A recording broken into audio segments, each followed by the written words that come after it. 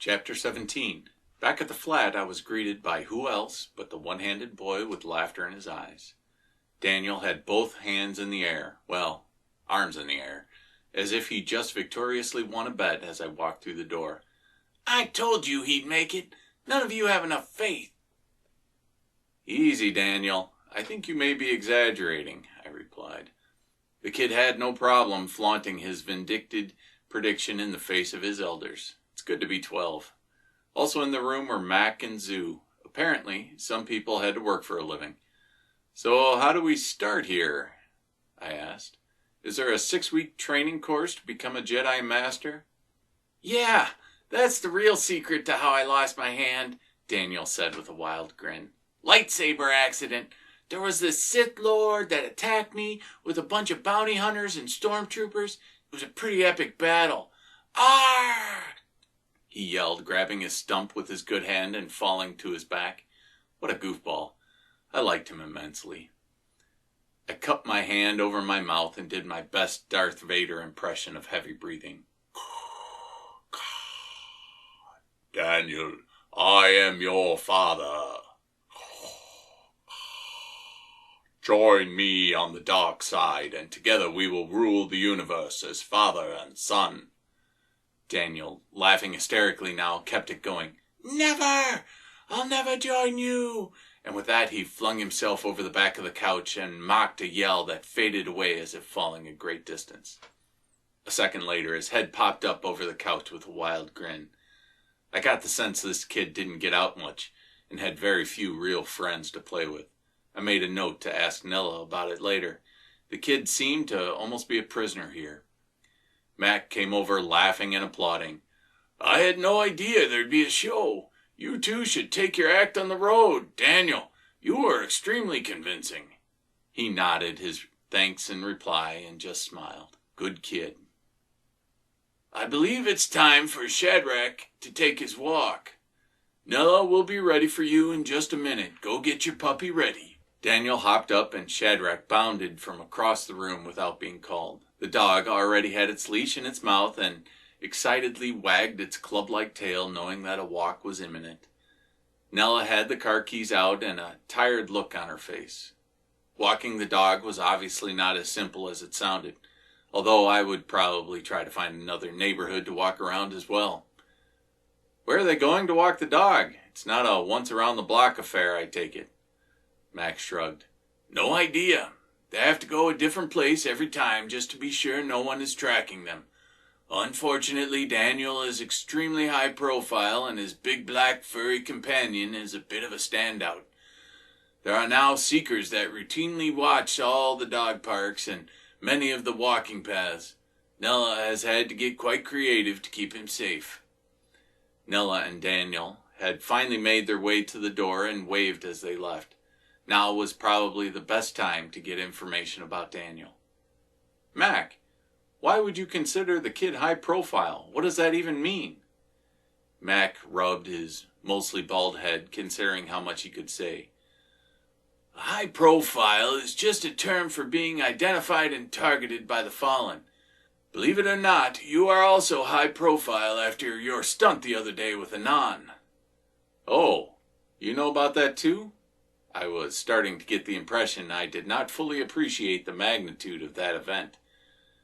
He just nodded and continued. "Daniel is quite high profile for a few reasons which I cannot fully share, but mostly because he is a child. Children who develop the power are extremely formidable against the fallen. Unfortunately, they are also very reckless and tend to draw a great deal of attention. The fallen are wildly aggressive to find these children." "And what happens to them when they do? They are just restarted, I take it?" Max shook his head and looked down at his hands. "I think we should pick up this line of questioning with Nella. She has taken over the guardian role for Daniel since his parents died, and she is quite defensive, protective. Unfortunately, no other cell will take him. Too high profile, and that puts everyone at risk." Those words sunk in a bit as it hit me that my presence as a high-profile target was also putting everyone at risk. The empty room seemed larger than normal. So is everyone avoiding me now? Afraid to be brought down by an attack on me? Well, not exactly. All of us here are somewhat targeted anyway. We just aren't important enough to risk exposure by the fallen. Restarting a person can be quite risky since there is always a death investigation by the authorities. Of course, the fallen are on every police force and government agency on the planet. Still, they are very careful not to risk their own exposure or else they may actually damage their own cause. After all, they are trying to keep the news of the power from spreading. We are aware that we are all targets, but it is quite dangerous for the group if one of us goes high profile. Nulla gave us the order to scatter and lay low for the week. If there is an attack coming, we need to minimize the casualties. So just you and Zoo and Nulla decided to risk it, huh? Don't think of it as a negative. Pretty much everyone wanted to stick around and fight it out. But Nella gave the order and her word is final for the cell. Well, pretty much. Daniel still gets his way most of the time. He has nowhere else to go, so don't get him killed. Nella would probably restart you herself, he said with a chuckle. Let's get started, shall we? How about we pick up where we left off? Clearly he was done talking about Daniel, so I would have to wait for more answers. Perhaps we should skip ahead a little. And I pulled the pen out of his pocket into my hand. The look on his face was priceless. I floated the pen above my hand and started moving it back to Mac with the intention of putting it back in his pocket. The pen locked in midair and would not budge, like I had hit a wall or something. Stop! Finn! Now! Stop! I understand that you have excellent control and you are advancing much faster than any of us anticipated. But we need to go through some ground rules before someone gets hurt. Someone like me, for instance. Naturally, I stopped pushing the pen and it floated back into his open hand. Let me explain a bit first. Right now, you are comparable to a kid with a new toy, let's say a loaded gun. Every year, hundreds of innocent people are accidentally shot or killed by a loved one with a gun. This is no different. You could have had every intention of slipping the pen back in my pocket, but you could have sent it at 100 miles per hour through my eye and into my brain. It would have been an accident, which is really the only way to hurt someone using the power.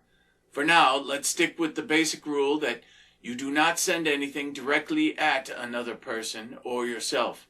For instance, if you want to pull my pen, pull it so that it comes to your side, about a foot away from your person. Then make it hover there while you reach out and grab it. Understand? Sure, no problem. Exactly how likely is it that a new student will hurt someone accidentally with the power?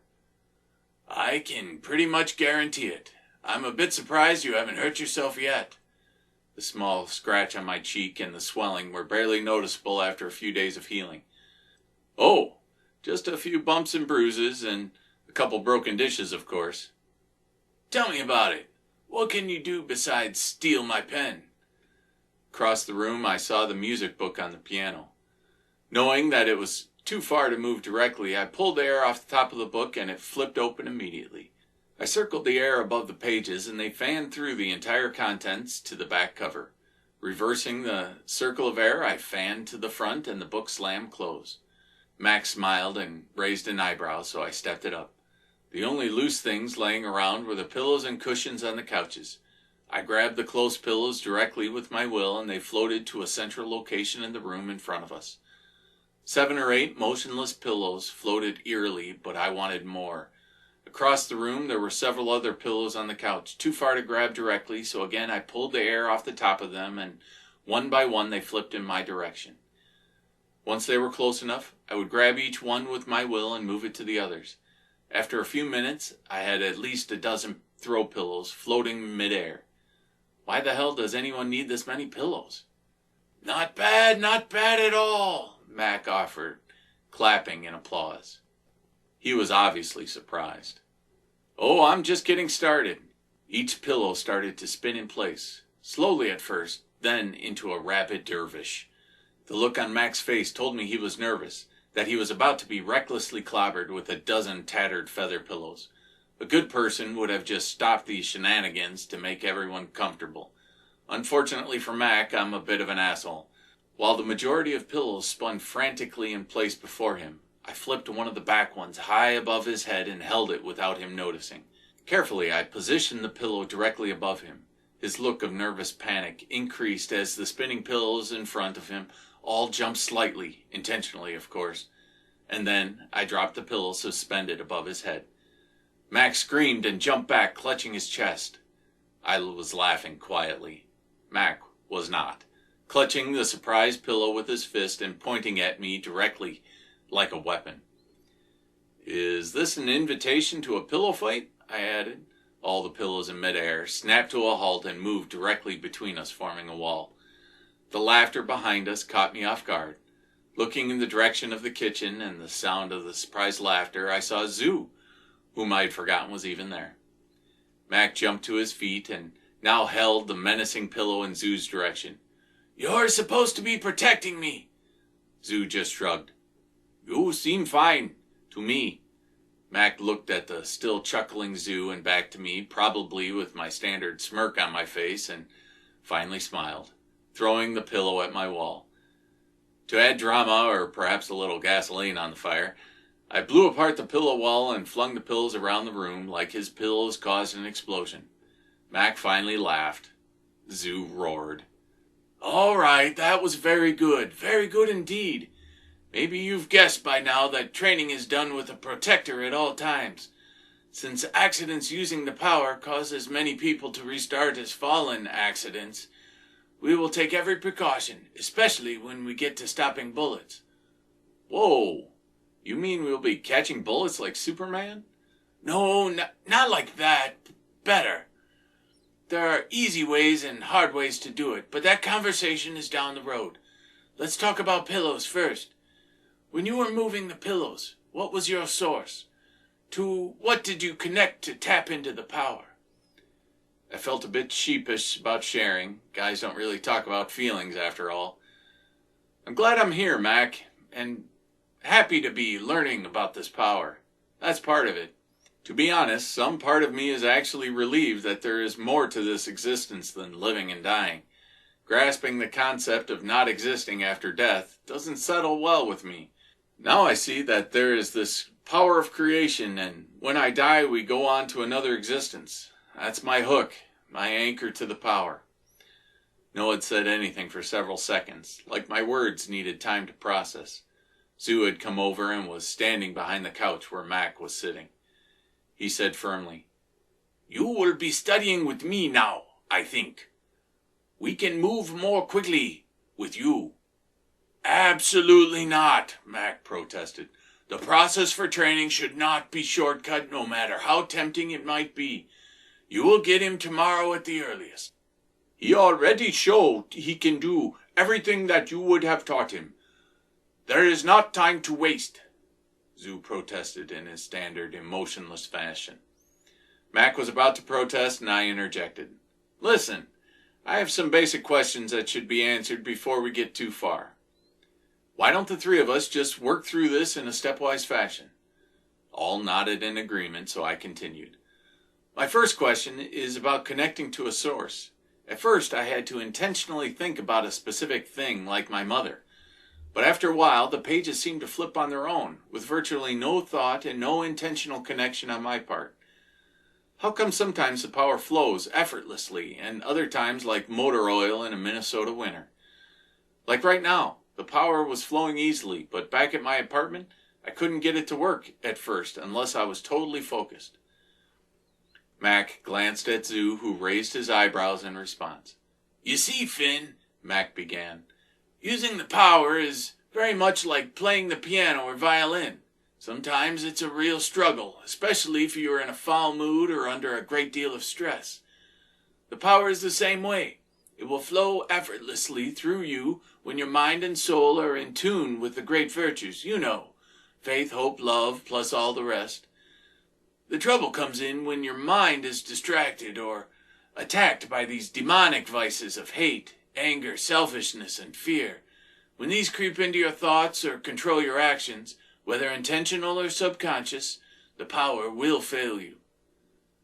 "So that is why you can't use the power to cause someone harm." because that is not an act of love. So how do you stop a machete-raging Mexican hopped up on speed or a suicide bomber in a crowded mall? Zoo suddenly stood and held out his hand in the direction of the kitchen. There was some rustling of cupboards, and a large butcher knife flew across the room and came firmly into his hand. He made it look effortless. Feeling the blade for sharpness and cracking the slightest of grins, Zoo then held the blade around and offered me the handle. Reluctantly, I took the knife, a bit surprised by the weight. It was a solid, professional knife, and as I thumbed the knife edge, I could feel it was razor sharp. Zoo nodded and said, "Now, attack me like crazy Mexican." Mac rolled his eyes, clearly annoyed that Zoo was taking over. I stood there with my mouth hanging open slightly, probably because I'm a bit out of practice with my butcher knife skills and couldn't remember if I should slash or hack with it. I must have stood there too long because Zoo was getting impatient. "Now, attack, like your life depend on it," Zoo shouted. Mac gave me an encouraging nod, so with a large swinging motion, I brought the blade above my head and took a leap forward, bringing the blade down directly toward the little Chinese man. As soon as I got halfway through my arc of swing, I felt the knife slip out of my hand and come down empty.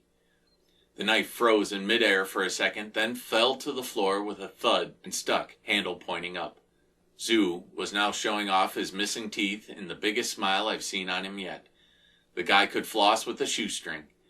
I bent over and yanked the knife out of the floor and felt the handle. It wasn't slippery or loose. It was just as if I dropped it. "Looks like I should have gone with the slash move. You saw that coming, I guess. What would you have done if I had buried that in your skull?" "Ha!" Zoo barked back. "As if you could. You are not even swinging very hard." It was true. I was half-assing it, just in case I needed to stop quickly. As a rule, I don't chop up people with a butcher knife, so I think I deserve a little slack for my weak swing and caution. "How about we try again?" I said. "But this time, I'll turn the blade around so that if you screw up and the power fails, I don't go to jail and become all of C-Block's new boyfriend. This situation would be very difficult to explain. You see, Judge, I was just hacking him apart so he could show me how to stop the blade with his super telekinetic power. Apparently, he's not as good as he thought." Mac laughed and Zoo looked a bit pissed. He just put his flat hand out toward me and waved me forward with his fingers. Without hesitation, I decided to slice upward this time, leading with the back of the knife in case things went badly. Same as before, I got halfway through the swing with the knife in my hand and finished empty. The knife this time stayed frozen in midair and turned so the blade was eye level with me. Admittedly, I was about to require an underwear change. With the snap, the knife whipped away from me and into Zoo's outstretched hand. He had that smug grin going again. "Okay, I'm impressed. Let's try a few other tactics." I reached out my hand to use the power to pull the knife back to me. The panic on Zoo's face was too late to stop the blade from jumping out of his loose grasp and speeding back into mine. I knew something was wrong before the pain hit. Zoo lunged forward to me and Mac literally leapt off the couch. Then the pain started radiating, pulsing. I looked down and the knife had flown blade first into the palm of my hand, blood dripping down between my fingers. Worse than the pain was the panic that I would never play piano again. The weight of the knife eventually pulled it out of my hand and it fell to the floor, blood pouring now onto the carpet. Zoo grabbed my hand and squeezed the open wound to slow the bleeding. Or perhaps he was making sure I got the maximum pain experience. "Sit, Finn!" Like a good dog I sat. Zoo was standing above me with my hand now in the air, presumably to slow the bleeding. "Should we get to the hospital or something?" I asked, already knowing the answer was obviously yes. They ignored me and were saying something to each other instead. Max said in a calm but controlled voice, "Finn, you need to move your fingers for me one at a time." "No! We are going to the hospital," I replied. "Not playing doctor here." I was not interested in their diagnosis. "We can do much better than the doctors, but we need to know what you damaged," Mac replied. I was beginning to feel a bit nauseous, so my will to fight them was taking a nosedive. I just nodded reluctantly and started wiggling my thumb and forefinger, no problem. Now the middle finger, Mac said. I'm trying. Isn't it moving? Zoo replied curtly. Next finger. I moved my ring finger and an excruciating pain shot through my hand. Vomit was in my near future. And I wore my nice shirt, too. I glanced up at Zoo and saw him looking deeply into my open and bleeding palm. He gave a nod to Mac, who gently grabbed my wrist, not a firm grip, like to control me, just enough so I could feel his very cold touch. Through the waves of nausea, I first noticed my fingers starting to tingle, presumably from blood loss. Then I felt a warmth coming from deep in my hand. Not a gentle warmth, but a distinct and focused heat, like I had a hot coal in my hand. There was not pain per se, but the nausea subsided, and after a few seconds, a feeling of calm spread through me, my whole hand feeling hot now. At some point I had closed my eyes, probably from trying not to puke on Nella's now blood-stained carpet. When I opened my eyes, both Zoo and Mac were smiling down at me. Tentatively, I brought my hand down to inspect the damage. Blood had dried all over my hand and down my arm. The wound was gone. I flexed my fingers, bracing for pain, and there was none, just stiffness. A faint line remained where the wound once was. Not noticeable, really, and far less than I would have had from getting stitched up at the hospital. How'd you do that? Humph, was all Zoo had to say. As he walked away, he looked back at Mac and yelled, He is all yours. Mac grabbed my elbow and pulled me to my feet. Just a little trick we know with the power. You already know it can be used to heal.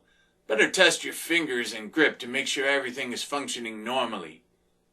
What do you mean? Do you sometimes screw it up? I cautiously flexed each finger, scared to snap something. Not really screw it up, more just miss things. You see, we have to be deliberate when we heal. You can't just wish that it all goes back to normal. You have to actually fix the broken bones and heal the cut tendons, both of which happened in your hand. If we had just stopped the bleeding and healed the skin, then your middle finger would be useless, because you cut the tendon and your ring finger would still be broken. Understand? I nodded, massaging my palm where the gaping wound previously had been. So you survived your first accident. Are you ready to pull your head out of your ass and follow my instructions? He didn't really tell me to pull my head out of my ass, but that's what I heard. He had that condescending tone from a boss or a teacher. Sure, Cornelius, whatever you say. He gave me a glare and changed the subject. We have a bigger problem right now, though, he added, looking at the bloodstain on the carpet. Nella will not be pleased. Can't you use the power to lift the blood out? That seems fairly simple. Not really, Mac replied with a chuckle. You see, you would have to focus on each particle to lift them out. It would be easy if it was water. Just pull a vacuum over the top of the carpet and the water naturally lifts out and evaporates. If a bunch of tacks or nails had spilled on the carpet, we could pull a magnetic field over it and they would jump out of the fibers. But dried blood? That's a bit tougher. Why don't you go get cleaned up and I'll get the carpet scrubber? Let me try, I said, eager to see for myself, or maybe to prove the teacher wrong. Did I mention I have an authority problem? The blood was already drying on the smaller edges and smaller drops, all of it soaked deep in the carpet. My first attempts were fruitless, mostly because I was lacking a good source. Apparently, wanting to make your teacher eat his words is not a viable connection. A few deep breaths, and I refocused on the lingering warmth in my hand, the toothless smile of the Chinaman, the one-handed mischief maker, a snappy jazz song with a discord. The particles of blood on the surface floated above the carpet. The surface blood was coming up easily, but the large, dark area that had soaked in was proving more resilient. After a few minutes, nothing was coming up anymore, almost like I couldn't separate the blood from the fibers. I decided to try another tactic. First, I pulled all the floating blood into a congealed ball and cut my hands around it to carry it to the sink. I noticed that there were several bits of carpet fibers mixed in as well as I tried to get more blood out. While in the kitchen, I grabbed a bowl and half filled it with water and gave it a squirt of dish soap. Mac was shaking his head as he uncoiled the cord off the carpet cleaner. I ignored his doubts. Inside I knew I could figure it out. The water was a bit cool, so I warmed it up till it was steaming. Before Mac could stop me, I dumped it on the big spot and waited for it to soak in. Then I pulled the water up out of the carpet. Sure enough, it came up pink as some of the blood was carried by the water. Carefully, I moved the water back to the bowl and realized that I had lost about half the volume. Instead of lifting the water directly, I decided to pull the air off the top of the carpet, which pulled more easily, but not enough. The water and the blood were now thoroughly soaked into the carpet. I stared at the now water-soaked blood spot and racked my brain for the answer. I hadn't concentrated this hard since my chemistry days. There was a way, if only I was creative enough to figure it out. Ready to try it the old-fashioned way? Mac was ready with the carpet cleaner. Not yet. One more try, I replied. My best concentration is done while my fingers are moving, so I moved over to the piano. Zoo even seemed suddenly less bored with my problems and came over to Mac's side. They were talking quietly and I couldn't hear, but clearly it was about my performance thus far. The piano worked through a few rough verses of a song from some movie I saw once. Bad movie, good soundtrack. My hand was very stiff and I was struggling to play some of the chords. Finally, I was settling in on the issue of the blood stain. The surface blood was easy enough to lift, but the deep water didn't want to separate from the fibers. I needed to wring it out like a sponge, and that gave me an idea. Spinning on the piano bench, I looked over at the spot in the carpet, now fully saturated. Using the power, I forced my will down on the carpet to press it like a sponge. Sure enough, the carpet went flat, and I immediately lifted the surface moisture, which was significantly less than I had hoped for, leaving the carpet still stained badly. Now there was a flat area in the carpet that looked like the location of an animal sacrifice, which got me thinking about how to now lift up the flat area as well. Things were going from bad to worse. Fingers moving again. The idea is not to pull the air off the top of the carpet. I needed to pull the air through the carpet so that the blood and water would be pulled to the surface and the flat area fluffed back to normal.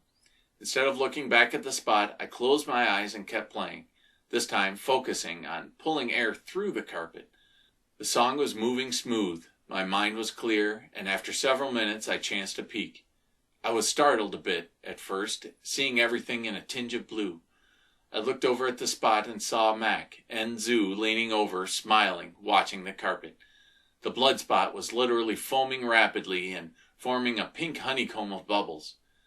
I walked over to join them and then lifted the foam easily and moved it to the bowl. I did it a few more times as the foam slowed down. The stain was much lighter, but still visible. "Let's just try that again, shall we?" I said as I went to dump the bowl and get fresh water. I doused the carpet again and gave it a few seconds to soak. Then, all at once, I pulled the air through the carpet and more pink foam came out. A door opened behind us and Nella, Daniel, and the black beast came back through. Shadrach took one look at me and went into full gallop, mouth open, tongue lolling out the side. "Quick! How do you stop him?" I asked Mac with a laugh. Too late. The giant nearly knocked me over and slobber covered my arm. The dog's attention immediately went to the pink foam on the floor. "No, no!" I shouted, grabbing his collar. Nella had come to stand beside Mac. Zoo had vacated the war zone. Wise man. She had her eyebrow raised, looking suspiciously at the foam, now subsiding back into the carpet. "Whose blood?" Before Mac could speak, I jumped in. "Are you sure it's not Kool-Aid? Tropical Punchy is my favorite. That's a bit presumptuous of you to assume we were reckless and soaked your floor with—" I hesitated, looking at how large the red spot had grown. "What appears to be a large amount of blood." Her look shifted to a curious grin. "So, what are your plans to get the tropical punch out of my rug?" she asked, using her fingers to make air quotations for emphasis. "Actually," Mac jumped in, "Finn was just trying something new that I've never thought of before. Go on, Finn, show us." Again, I pulled up on the air under the carpet, pulling it through, and the foam poured out. Daniel was down on all fours, or 3.5, I suppose, at the edge of the foam, grinning like a catfish. The room shifted to blue and the airflow increased, now flinging bits of foam into the air a few feet high. I brought my hands together and in one motion the foam lifted into a ball and moved to the bowl. The faces staring at me were a combination of disbelief and respect. The floor still had a light pink hue to it. "Perhaps one more treatment will do the trick," I said to break the silence and stares. "Let me try," yelled Daniel. "I've never seen that before." He pulled the bowl from my hands and refilled it with water. "Just walk me through what you did." The last thing I expected was to be teaching anyone how to use the power. I'm the student, remember? I walked Daniel through the process as Nella and Mac looked on. To my surprise, Daniel didn't slowly pull the air through like I did. He pulled it all at once, and the entire carpet lifted slightly, making a sucking sound. Regardless, it still worked well, and the carpet looked almost new again. In fact, the prior blood spot was now cleaner than the rest of the carpet. Nella noticed too. "Maybe I should have you do all the carpets," she said with a smirk, then turning to Mac. "Do I even want to know what happened?" "I have no idea what you could possibly be alluding to, Nella. We merely engaged in some casual and productive educational sessions." Nella clearly believed none of it, but didn't care enough to press the issue. She walked away to the kitchen and called Daniel to leave us alone. With a grumble, he hung his head and followed with the beast close behind him. "What's next, Professor?" I asked, eager to get on with it. Now that I just about joined Daniel in the circus freak show as a one-handed magician, I understand better the importance of caution. At least I didn't pull the knife into my face, I said with a smirk. "That's not funny, actually. I know someone who pulled a knife into their own face. Fixing a hand with a torn tendon and broken bone and sliced muscle is one thing. Repairing an eyeball is a whole new level." "Holy shit, what happened?" "It was years ago." Mac was lost for a few seconds in his thoughts. "His name was Nikolai Zolin. We called him Nico. His Russian parents came over to the U.S. when he was young and were eventually killed in a terrible accident. At least it was reported to be an accident. Juliet and I found him through the foster system, and he took to the power immediately. A newbie like yourself, Nico was caught in a surprise battle with some hunters. Some of them prefer knives, which are much safer if one of us disarms them. They are masters with throwing knives, and their tactic is to let you pull the first knife off them and then launch a second or third in your direction to confuse and distract you. Well, he pulled the first and then had to refocus on the second and third. Remember that the laws of physics still apply, and an object in motion will stay in motion unless acted on by an opposing force."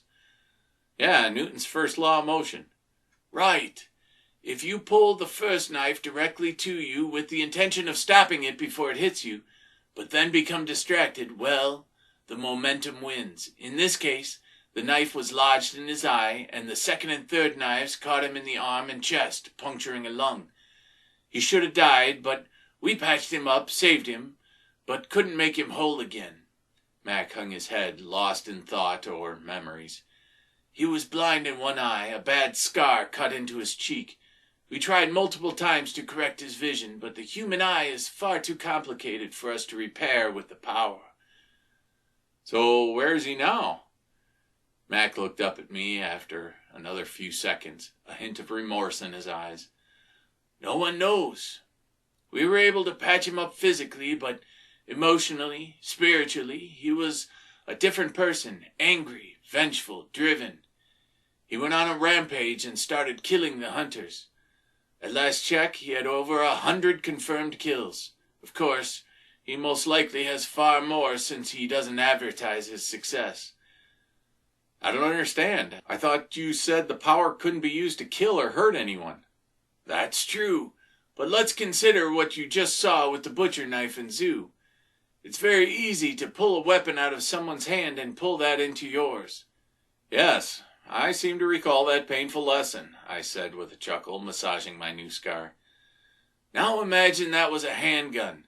It's pretty easy to pull a handgun into your hand. Once it's in your hand, you don't need the power to pull the trigger. But be warned, Hunters have been known to rig a handgun to backfire so it blows up in your face. Clever bastards. The scene was playing out in my mind's eye, throwing knives, exploding handguns, midgets with chainsaws. That's weird. The more preparation you have, Max said with his professor hat back on, the better chance you have to do some good and not get restarted, and pass your probatus when you do. The suggestion of a probatus test at the end of your life became a cruel joke considering all the stress I had over passing my college P-Chem tests. It all seemed fairly pointless now. There was only one test that mattered, and somehow I doubted it would include slicing your hand in half with a meat cleaver. Too bad. I passed that one with flying colors. Back to my lessons, then, I asked. Mac nodded, scratching his head, trying to get his bearings on where to start after this fiasco. Let me start you off with a question I had while practicing. Mac nodded and sat on the arm of the overstuffed couch. How come I can only directly lift something that is close to me, but I can affect the air across the room? If I want to lift this pillow right here, it is no problem. But that pillow across the room, I need to flip it with the air till it gets close enough for me to grab with the power. Aha! Finally a day one question. Come over here. Mac led me to the far wall and reached behind the couch to retrieve an aluminum rod that was about 10 feet long, an inch across, and hollow so it wasn't too heavy. Take one end of the pole and hold the other end out horizontally. I did so, and even though the pole wasn't overly heavy, it was awkward to hold it this way. Mac then grabbed a small pouch with a loop handle and slipped it over the end of the pole, sliding it all the way till it was next to my hand. This is a 10-pound weight, he said, holding up a flat metal weight, and he put it in the hanging bag. I felt the weight increase, but it was very minor. Now, how does that feel? No problem. I could hold this all day. Of course you could. He then slid the weight down the pole a few feet, and the weight increased noticeably. How about now? Getting heavier, but not bad. He slid it halfway down the pole, and the weight was now significant. Now you're feeling it, right? I nodded and had to increase my grip. He slid the weight all the way down to the end, and the weight was making my arms shake. After 20 seconds, I dropped the weight to the ground. At that distance, Mac added, the 10-pound weight becomes over 100 pounds. Sure, I'm aware of how basic lever and fulcrum work. It finally clicked for me. So you are saying that the further an object is that I want to lift, the more force it takes to lift, as if I'm extending a pole and lifting it manually. Exactly right. Only in this case, the pole is your will, and an extension of your internal spirit. The force is the power of creation. Understand? I mulled it over a bit before continuing. I don't understand how to get stronger. Lift heavier things farther away. I can lift weights and condition myself to physically lift heavier things. What about lifting more with the power? Another good question, and the answer is yes. You most definitely will be able to condition yourself to lift heavier things as you practice. For instance, let me show off a bit. Mac was smiling now. See this pillow between us? Using the power, lift the pillow and send it as far as you can reach. We were in the center of the large area with about 50 feet to either side. I picked up the pillow with my will, and slowly it went about 20 feet before it stopped in midair as if hitting an invisible wall. The description of a pole was very good because it literally stopped immediately when it hit the end of my reach. I let it fall to the ground and turned to Mac. Okay, I think I see where this is going. Let's see how far you can go then. Max smiled, and the pillow floated up to the ceiling and smoothly sailed over to the far wall. No spinning or air movements, just the eerie, ghost-like movement of the pillow across the room till it ran out of space. Without warning, the pillow shot back toward Mac and stopped an inch from his face. He didn't even flinch. Then it fell gently into his open hands. Mac had a proud, smug grin and said, "With a bit of practice, I think you'll do better than me. I want you to avoid becoming frustrated or discouraged. This is a long process." Right, I said, feeling like the rookie that I knew I was. Look at it this way, Finn. Normal people spend the first few weeks just learning how to connect to a source and float a feather in front of them. You seem to have skipped that part entirely. Every day you will figure out how to move things farther, lift heavier objects, heal deeper wounds, and cure more diseases. I suppose you're going to tell me that you've been doing this for decades and that my patience need to be measured in years, not days. Not sure I can do that. Mac nodded more to himself, then called out over his shoulder, "Daniel, give me a hand here." Daniel came bounding around the furniture like he was dancing around landmines. "What's up? You want to duel some?" "Duel? You mean you practice combat?" I interjected. "No, well, yes, but no, not exactly," Max spurted out in a frustrated fashion. "No, Daniel, we are not dueling, and yes, Finn, we practice combat on a regular basis. We figure that since the hunters are practicing their knife-throwing or shooting skills, we might as well practice our defense skills." Just defense or offense too?" "No, there is no offense here, just defense. We are just trying to survive, not wage war.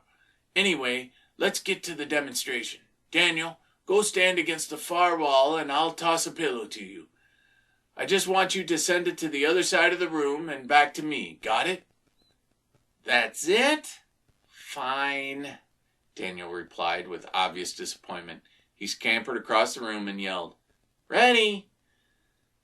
Mac lifted a pillow and it zipped across the room, stopping directly in front of the kid.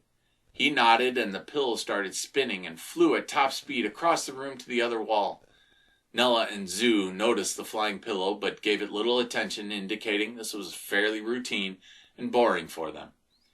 The pillow smashed against the wall and then it zoomed back toward Mac. Right before it reached him, it exploded into 1,000 feathers. There was a roaring laughter at the far end of the room. I got the impression that Mac was a very controlled, conservative, non-flashy type of person who saw no entertaining value in exploding pillows. "All right, funny guy," Mac finally said. "Now you get to fix it." Daniel was already hopping over the nearest couch and had his one good hand out in front of him. His infectious smile was firmly in place as the feathers all swirled in a ball and the cloth pillow casing opened just in time to catch the feathers. The pillow floated over to Daniel and he ran his finger over the tear.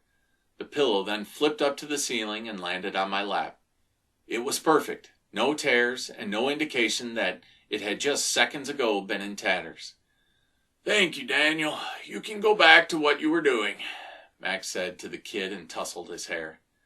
"Does that show you that age or years don't matter?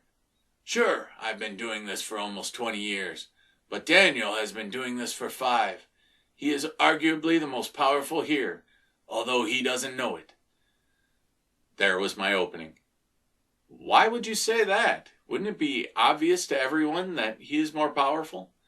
I had my doubts that he could be more powerful than Zoo or Nella. After all, Daniel was the only one to lose a hand because he couldn't use the power correctly. Mac took a deep breath. "Having the power, the ability, and knowledge are not enough. You need poise, composure, and control. The best marksman in the Marines can become the worst if he does not have composure when under fire. That takes concentration, discipline, and, perhaps most importantly, practice.